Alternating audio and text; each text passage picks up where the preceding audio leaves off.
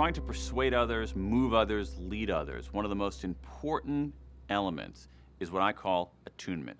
Attunement is perspective taking. Can you get out of your own head and see things from someone else's point of view? At some level, this is the essence of leadership. Why? Because as entrepreneurs, you don't have much power to force people to do stuff. You can't force your customers to do things. You can't force your employees to do things. We don't have a lot of coercive power today in any of our roles in life. So what we need to do is something that's almost the opposite of coercion. We need a different capability, and that capability is attunement. Can we get out of our own heads, see things from someone else's point of view, and try to find common ground with the other side so that we can move forward together? And the social science of attunement or perspective taking is fascinating.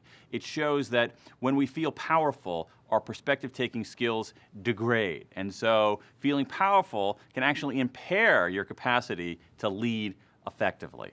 There's some great research showing that perspective taking has a physical element to it. When we mirror other people's gestures, when we stand the way they're standing, when we use their words rather than ours, we have a better sense of where they're coming from. And I think one of the most interesting pieces of research in attunement has to do with introversion and extroversion. There's this notion that extroverts are more persuasive, that extroverts make better salespeople. The problem is that there's no evidence showing an extrovert advantage. It's an entire myth. What some really cool research recently has shown is that strong extroverts make terrible salespeople. But it doesn't mean that strong introverts are any better. Strong introverts are also terrible salespeople. The people who are the best at persuasion and sales are what are called ambiverts. Ambiverts, they're a little bit of both. Not strongly introverted, not strongly extroverted. And that allows them to be attuned. They know when to speak up, they know when to shut up. They know when to push, they know when to hold back.